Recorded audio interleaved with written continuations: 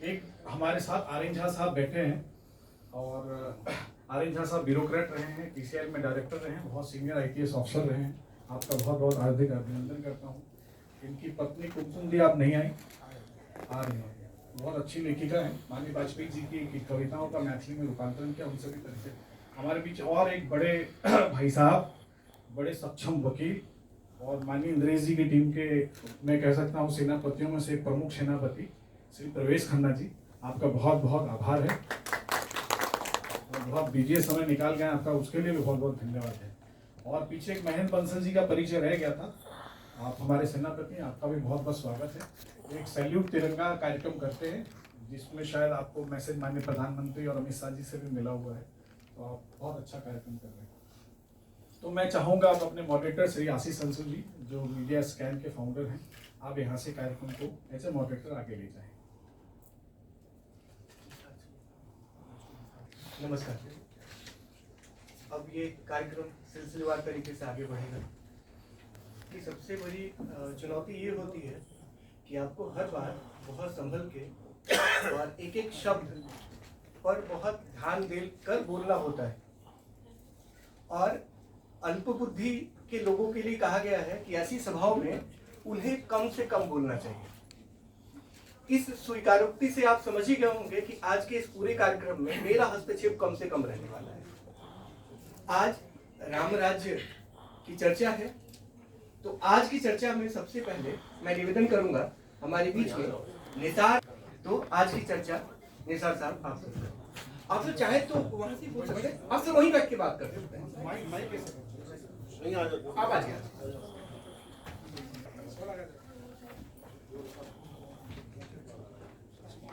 सम्मानित मंच, गणमान्य अतिथि मित्रों, आज की जो परिचर्चा जो हम लोग शुरू कर रहे हैं, इसका संदर्भ जो है ये दो रूप में है। एक तो सनातन है और एक जो है आज की जो समावेशी जो परिकल्पना है, जिसके जरिए हम आगे बढ़ना चाहते हैं और कैसे आगे जाना चाहते हैं और कैसे हम विकसित राष्ट्र की भूमिका हम निभाएंगे और पहुंचेंगे उस स्थान पर जहां पर हैं हम। सबसे पहले जो मंचासीन हैं उनको हम प्रणाम करते हैं। आप सबको नमस्कार करता हूं कि आप सब जो है करुणा फाउंडेशन की जो प्रोग्राम हमने जो शुरू की है, एक विचार गोष्ठी है, चर्चा है, उसमें आप सब आएं और आकर इस कार्यक्रम का अपने शोभा बढ़ाएं। आज का जो विषय है बड़ा समसामयिक है। विकसित भारत एक्ट 247 भारत सरकार ने संसद के अंदर भी इसकी चर्चा हुई, कैबिनेट में चर्चा हुई कि कैसे हम 2047 तक, जब हम 100 साल अपनी आज़ादी के मनाएंगे, जब 100 साल पूरे हो जाएंगे, तो हम कब से हम विकसित भारत को अपने विकासशील से विकसित हो जाएं, इसकी चर्चा। लेकिन साथ ही साथ इस जो ब्रॉड कंटोर है उसके बीच में हम जब देखते हैं तो एक शब्द आया आज के परिचर्चा का, वो है राम राज्य और साझी विरासत।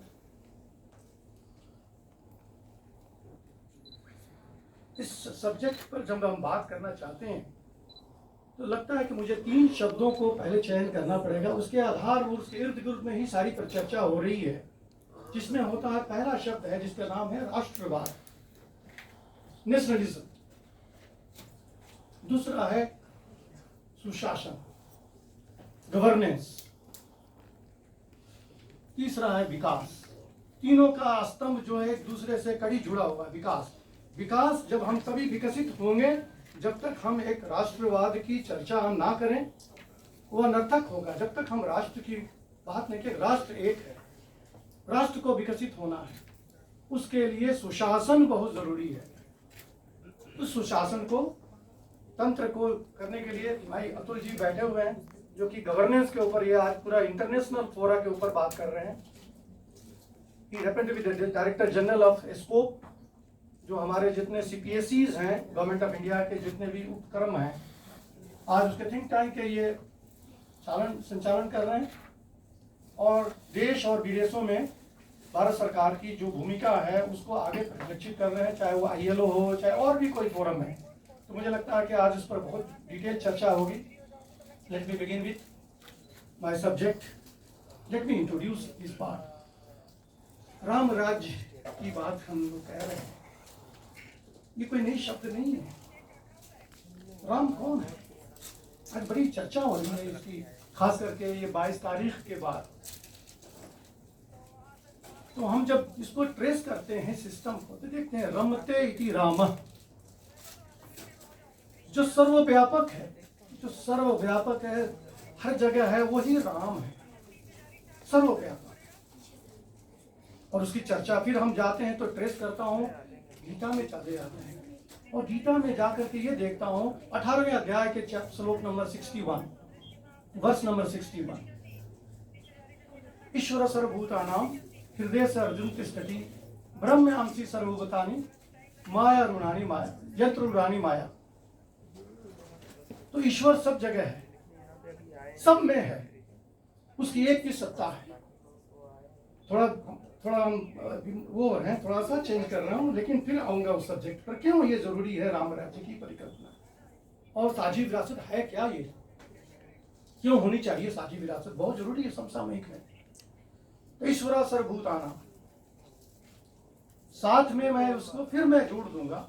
तो ये कहते हुए कि वो इसी चैप्टर 18 में आखिरी में जाके कह रहे हैं, आखिरी में संवाद हो रहा है बिटवीन गुरु एंड शिष्य। कहते हैं सर्वधर्मान परित्यज्य मामेकं शरणं व्रज अहं त्वा सर्वपापेभ्यो मोक्षयिष्यामि मा शुचः। Chapter number 18, verse number 66. What is the meaning of that?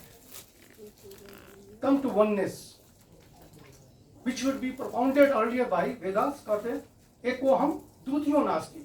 There is no second, third person. But at the same time, it talks about एकोहम बहुश्यामा.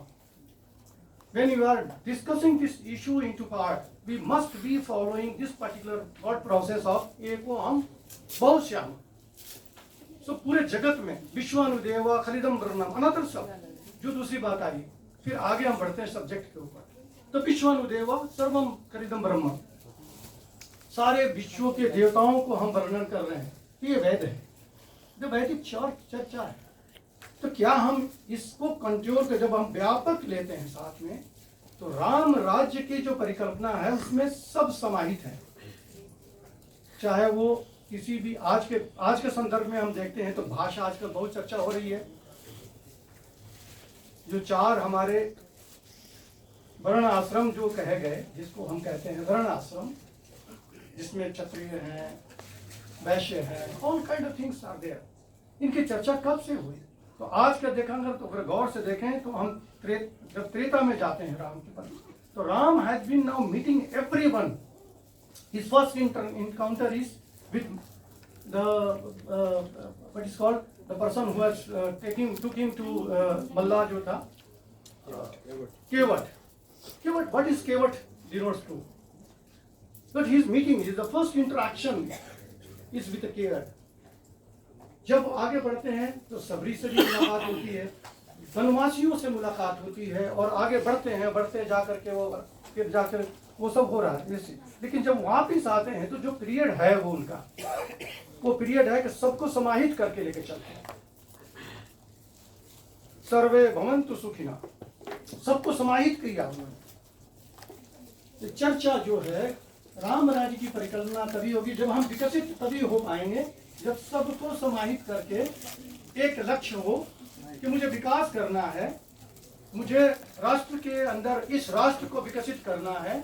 तो सबको समाहित करके सर्वे भवन्तु सुखिनः सर्वे सन्तु निरामया सर्वे भद्राणि पश्यन्तु मा कश्चित् दुःखभाग् भवेत्। तो ये परिकल्पना है, ये थॉट प्रोसेस है बहुत। ये आदि ग्रंथों के अंदर इसकी चर्चा है। ये हम आज की बात कोई नहीं लिखा, चाहे हम 5000 वर्ष पहले वेदव्यास ने नहीं लिखी, उसके पहले भी की चर्चा। जब से सृष्टि है और जब तक सृष्टि रहेगी, ये चर्चा जो है, ये शब्द जो ऐसे हैं जो हमारे कानों के लिए समसामयिक हैं। आज के संदर्भ में भी उतनी ही उसकी विशेषता है जो पहले थी। जब सृष्टि की रचना हुई उस वक्त भी जब ये बातें आई कि हम इसको कैसे आपको करें, तो ये चर्चा जो है आम है। अब हम देखते हैं तो कुछ थॉट प्रोसेस सामने आती है, कैसे हम विकसित होंगे। आज के डेट में हम देखते हैं, आज हमारी जो है national, now this is the broad contour with which we have to work in getting it ourselves into a kind of developed economy. Now developed economy, today we are around $2,500 as per data provided to by World Bank to the United Nations. In the world map, we are, as India is a developing country having a gross national income, a per capita income is 2,500 roughly around 2022 का data है, वो कहता है $2,323. But we want to increase to a level of $10,000 plus to be called, आज के संदर्भ में, to be called a विकसित भारत, विकसित राष्ट्र. Now 4 times to 5 times we need to go. If that's so, then we need to also grow at the rate of around 12 to 14% on year basis. GDP, today we are 7, around touching 7. So this is economic issues. We must know, we have been now doing very fast. The speed has already done. Barring 2 years or 3 years corona period, we have started now doing very good, reasonably very good economy. And if you grow at the pace of 12 to 14% year on year basis, then there is no change in our concept of getting ourselves to be called a developed nation by 2047, which was also been thought process that government of the day has now earmarked itself for achieving this particular objective. तो मैं समझता हूँ कि बहुत ज़रूरी है, इसके लिए सर्वांगीण विकास जो है, चारों तरफ से विकास होना चाहिए. कोई आदमी अनरेस्ट जी की विकास का की बातें होगी, परिवार है ये, इस परिवार के साथ बैठ करके चर्चा जब होती है तब हम डिस्कस करते हैं कि हम कैसे अपनी स्थिति को कैसे हम सुदृढ़ करें, कैसे हम बात करें, कौन है हमारा इशू को टेकअप करने वाला.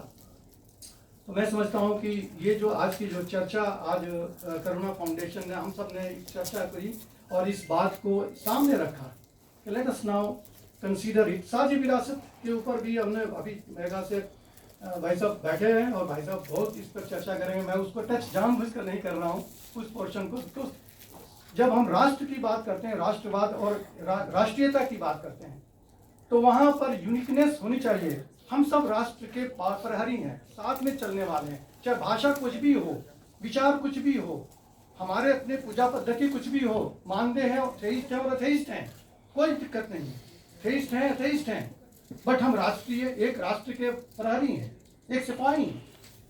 तो इसको चर्चा को साथ में मिल करके, जब राष्ट्र एक है, राष्ट्र सर्वोपरि, जब ये चर्चा जब आती है, तो मैं इस जो साझी विरासत जो है उसकी जो परिकल्पना, चाहे वो आप जिस तरह की बात आप देखें, चाहे गांधीयन थॉट प्रोसेस में चले या कहीं और चले, बहुत सारी बातें, गीता जी बैठी हुई हैं तो वो उसको चर्चा करेंगे क्योंकि वो उनका विषय है. तो मैं आप समझता हूँ कि आज का जो विषय है बहुत ही उम्दा विषय चुना गया है और मेरे ख्याल से we must move forward from here to take up this item. At the end I can say let me conclude by saying that I am very thankful to be here amongst all of you, and then also to the Karuna Foundation and Sahitya Mahotsav, which they have agreed to have these discussions today. Thank you so very much for giving this opportunity. Thank you for patience hearing. Thank you very much.